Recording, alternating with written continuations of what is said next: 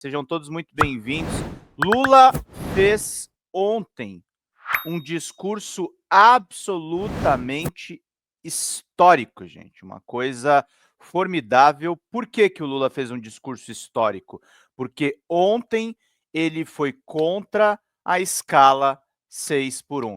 Ah, Pedro, mas ele não prometeu não prometeu ele prometeu um debate sobre a questão da escala 6 por 1. Mas a gente sabe o que isso significa, né, gente? A gente sabe o que isso significa, sobretudo na questão de um governo de esquerda. Isso é muito importante para que, de fato, as coisas realmente aconteçam. A gente tem agora um presidente da República, o presidente da República que foi eleito 3 vezes nesse país.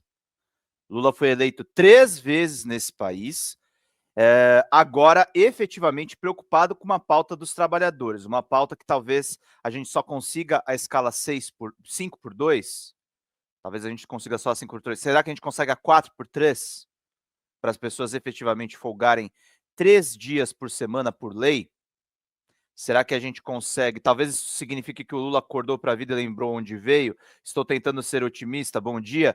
Eu acho que não sei se ele acordou para a vida também, Lucas. Acho que também tem uma questão, e aí eu não estou criticando o presidente, mas tem também a questão eleitoral. Ele precisa de voto. E aí você também faz acenos que são necessários, que no meio nas primeiras etapas do governo ele vai poupar essa aproximação.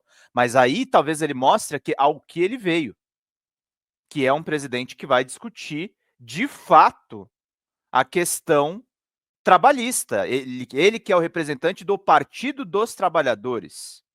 Ele não é representante do Partido Liberal, ele não é representante do Partido da Social Democracia, ele não é representante do União Brasil, ele é o representante do Partido dos Trabalhadores, o maior partido de esquerda da América Latina, um dos maiores partidos do mundo, e que estava nesses primeiros 2 anos de governo mais fazendo conciliações do que efetivamente executando o programa inicial dele. E agora, esse 1º de maio, o Lula vai lá e dá uma marca, que é encampar uma luta que foi trazida pelo movimento VAT. Até lembrar aqui direitinho o porta-voz do movimento, que é muito importante, mas a gente teve o VAT, a gente teve aqui eu sempre me esqueço do nome dele, tá, gente? Mas não é nada contra ele, não. É que me dá branco, e aí eu não consigo lembrar exatamente do nome dele. Mas é o. Ai, gente, tô tentando achar aqui. Cadê o nome dele? VAT, caraca. Qual que é o nome do cara, o vereador do movimento VAT? Vereador VAT 6 por 1. É o Rick Azevedo. É uma movimentação que começou no Rio de Janeiro, com o Rick Azevedo, e que ganha a escala nacional com a deputada federal do PSOL, a Érica Hilton. Os dois são parlamentares do PSOL, inclusive. E a Érica tem feito há muito tempo movimentos de aproximação com o governo federal. Ela, o Guilherme Boulos, uma importante ala do PSOL. E agora eles conseguem levar essa pauta para o canhão de audiência, que por mais que a esquerda tenha problemas de comunicação, gente, o presidente vai lá e faz um pronunciamento oficial no Dia do Trabalho e fala contra a pressão das 6 por 1. Isso é histórico. Isso é histórico e é uma pauta que a extrema-direita estava tentando se apropriar através de nomes repugnantes, como o do senador Cleitinho, que foi muito bem detonado pela Laura Sabino nas redes sociais. Aliás, parabéns a Laura pelo vídeo. E Lula vai lá e arremata e faz a cesta de 3, que é um pronunciamento de um presidente da República dizendo, enfim, a escala 6 por 1 é desumana, a escala 6 por 1 precisa ser discutida. Essa pode ser uma marca do governo Lula 3. Iniciar efetivamente uma discussão trabalhista e efetivamente se preocupar com os trabalhadores. Isso pode ser um primeiro passo para a retomada dos sindicatos. Isso pode ser um primeiro passo para aquilo que eu tenho falado em todos os editoriais aqui com vocês. 8 minutos, 86 pessoas já nos assistindo. A gente precisa organizar os nossos afetos, a gente precisa organizar os nossos ódios, a gente precisa organizar as nossas movimentações sociais. A gente precisa ter uma esquerda e quando nós estivermos organizados, nós seremos imbatíveis. Nós seremos imbatíveis nessa luta política. Ninguém vai poder com a gente. Ninguém vai ter tanta liberdade para fazer o que quiser conosco. Nós vamos lá, vamos para o embate e nós vamos vencer, porque a luta trabalhista ela é extremamente atual. A luta trabalhista é extremamente atualíssima. A luta trabalhista é necessária. A luta trabalhista pode fazer toda a diferença num governo como o nosso. Tamo junto, Zé Paulo. E aí vem para a questão que o Reinaldo Azevedo gravou um vídeo ontem falando que a camiseta vermelha da seleção, que é o boato que rolou aí, de que talvez a seleção tenha uma camiseta vermelha, reacende a ira da gadaiada, a ira dos reacionários, os sentimentos absolutamente odiosos deles. E aí, unindo os dois assuntos, eu quero dizer uma coisa para vocês: a gente não pode ter mais medo da extrema-direita. Eu não tenho mais medo da extrema-direita. Eu quero ir pro embate. Nós temos que ir pro embate de ideias. Ainda tem o meme. Mas unindo o assunto inútil com o assunto útil, é importante dizer isso. Nós temos que não ter medo. Não ter covardia. Não ter nenhum tipo de recuo.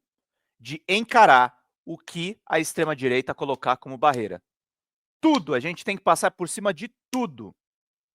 A gente tem que sair das lives que nós acompanhamos no YouTube com vontade e com vigor de vencer esses caras. De vencer esses caras. A gente tem que parar também com uma questão de dizer, o governo Lula acabou, vai vir o acordo da anistia. A esquerda tem que parar com esse comportamento derrotista. Eu não sou derrotado. O Lucas que está aqui no chat, eu aposto que não é derrotado. Ali a Sérgia não é derrotada. Ali a Sérgia é uma guerreira, ela tem os filhos dela para cuidar, ela tem os textos dela para escrever e tem uma família linda para cuidar. Eu tô aqui para tocar esse canal maravilhoso que tem 100 mil inscritos. Vou pedir as metas, vou pedir as ajudas que eu preciso para fazer essa roda girar. E eu não tenho medo de rato extremista de direita. Eu não tenho medo de vocês. Eu não tenho medo das merdas que vocês fazem. Eu não tenho medo da agressividade que o Gilvan da Federal foi para cima do Lindbergh Farias essa semana. A gente vai mostrar isso hoje. Eu não tenho medo de bravata do Eduardo Bolsonaro nos Estados Unidos. Eu não tenho medo do Jair Bolsonaro mobilizando gente na Paulista, eventualmente com protestos maiores que os nossos. Eu não tenho medo de nada disso. Porque, como eu falei para vocês, a gente já defende as bandeiras certas. Eu defendo o fim da escala 6x1. Eu defendo os direitos humanos. Eu defendo uma economia que não seja neoliberal. Eu defendo uma renda maior para todos nós brasileiros. Eu defendo isenção do imposto de renda. Eu defendo medidas socializantes. Eu já tenho as bandeiras corretas. O que eu vou fazer é organizar o meu ódio. O que eu vou fazer é organizar a militância. E o que eu vou fazer é acabar com a extrema-direita. A extrema-direita precisa ser acabada pelo nosso trabalho. A extrema-direita precisa ser retirada de circulação pelos nossos ideais, pela nossa militância e, no limite, pela justiça. Esses caras têm que tomar cana dura do Supremo Tribunal Federal. O Alexandre de Moraes está corretíssimo. Estava ontem no Senado, foi uma cena patética, Estamos, né? Estamos todos juntos. Foi uma cena patética ontem. E eu não estou dizendo isso porque ele sempre foi libertário, né? Mas eu admirava da série de reportagens da Vaza Jato. Tivemos a cena patética do jornalista Glenn Greenwald defendendo as reportagens deles absurdamente vazias na Folha de São Paulo, dizendo que o Xandão é o novo Moro. E sentado ao lado do Flávio Bolsonaro, gente. Do Flávio Bolsonaro, nessa cena absolutamente vergonhosa. O que me faz pensar, e eu tive informações aí de bastidores, que ele apagou algumas coisas que ele fez em sites de esquerda, eu fico realmente em dúvida se o Glenn Greenwald não é um agente do Império Estadunidense. Do Império Estadunidense. Mercenário, que se vende por nada. É o que um amigo meu falou. Ele, por uma crítica ao tribunal de Nuremberg, ele senta do lado dos nazistas. Eu publiquei aqui no Blue Sky, escrevi aqui, ó, Glenn Greenwald, que já publicou a Vaza Jato, hoje se senta ao lado de Flávio Bolsonaro. De Flávio Bolsonaro. Sob a justificativa de atacar Alexandre de Moraes, que está punindo golpistas. O pessoal fala muito do Davi Miranda, o ex-esposo dele. Eu acho que isso não tem nada a ver com casamento, gente. Isso tem a ver com caráter. Glenn Greenwald parece que é uma jornalista que está à venda. Que está à venda. E tem muitos que são assim. E tem muitos que se entregam assim. E tem a ideologia estadunidense também. E tem a ideologia estadunidense também. Então não venham me falar, e eu tenho críticas ao Xandão e chamei ele de fascista no passado, não venham me falar que o Alexandre de Moraes tem que ser criticado agora. O Supremo está corretíssimo. O Glenn Greenwald, um ingrato, estava ontem no Senado, a gente vai mostrar as cenas aqui, ele estava ontem no Senado atacando o Gilmar Mendes. Se não fosse pelo Gilmar Mendes, eu tenho todas as críticas do mundo ao Gilmar Mendes. Se não fosse pelo Gilmar Mendes, o Glenn Greenwald teria sido preso. Ele teria sido preso na Vaza Jato. Glenn teria sido preso. Então, aprendam a valorizar as pessoas que não agem como infiltrados no campo político de vocês. Eu sempre defendi a liberdade do presidente Lula. E as matérias, Justiça Seja Feita, ao meu amigo Leandro Demore, a Amanda Audi, a excelente equipe que compôs o Intercept Brasil e profissionais que continuam lá até hoje, a Vaza Jato foi muito importante. O que o Glenn Greenwald faz é outra coisa. O Intercept já criticou o Glenn Greenwald. Não, Lia Sérgio, isso aí é uma coisa que as pessoas dizem, tá? Mas ninguém tem comprovação disso, tá? O Davi morreu por outras questões. Eu tô bem por dentro dessa história. Qualquer dia eu te conto nos bastidores aí o que rolou. Mas o problema é que ele tá à venda. O problema é que ele vendeu a pena dele. E aí, mais vergonhoso ainda do que um gringo sendo gringo, porque ele tá defendendo, no fundo, os fundamentos da justiça americana. Olha o Rafael lembrando da fala do Lula. Ele tá defendendo os fundamentos da justiça americana. O grande problema é o seguinte, meus caros. O problema é um jornal como a Folha de São Paulo, que já emprestou os seus caminhões para que a repressão da ditadura militar matasse as pessoas. O duro é um jornal como a Folha de São Paulo, um jornal golpista como a Folha de São Paulo, se prestar a mais um serviço contra a democracia, que é publicar esse sujeito para atacar o ministro Alexandre de Moraes. A gente não pode passar pano para isso. A gente tem que defender o Supremo Tribunal Federal, sim. O Supremo Tribunal Federal que tem imensos defeitos. E aí, nesse dia do trabalho, eu não posso deixar de falar. A Suprema Corte tem votado contra direitos trabalhistas. Isso não é bom. Só que eu não quero ficar contra a Suprema Corte na questão da tentativa de golpe. A tentativa de golpe se sobrepõe a outras questões que estão em jogo. Então é muito isso. Não, sim, eu entendi, Lia. O Davi Miranda talvez teria desgosto. Talvez teria. Mas enfim. São pessoas que estão à venda, gente. São pessoas, infelizmente, que fazem o serviço sujo, que fazem esse tipo de coisa. E às vezes a gente está vendo isso ao vivo acontecer. A gente está vendo isso ao vivo acontecer.